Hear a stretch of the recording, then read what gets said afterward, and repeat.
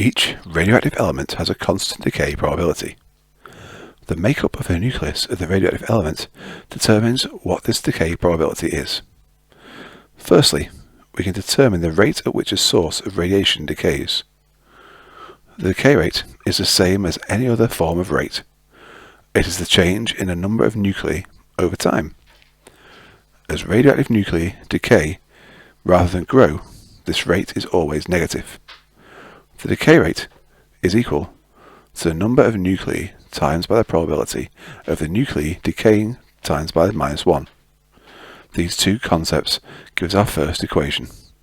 The change in the number of radioactive particles over the change in time is equal to the negative value of the probability of the nucleus decaying times by the number of nuclei at that point in time. This equation tells us how quickly the nuclei of a radioactive nucleus decays, but it doesn't give us an indication of the overall number of nuclei involved.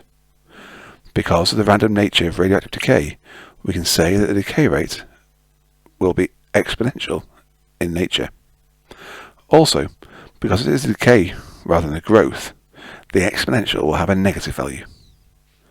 The current number of nuclei in a radioactive material yet to decay is given by the original number of radioactive nuclei, or at least the number of radioactive nuclei at the start of measuring, multiplied by the exponential function to the power negative decay probability, or decay constant, times by the time since the original reading.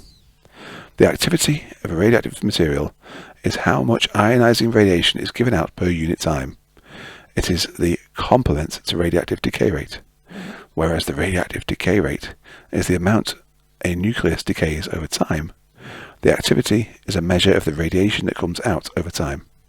In this way, it is exactly the same as nuclear decay, except it has a positive value. Activity equals decay probability, or constant, times the number of radioactive nuclei.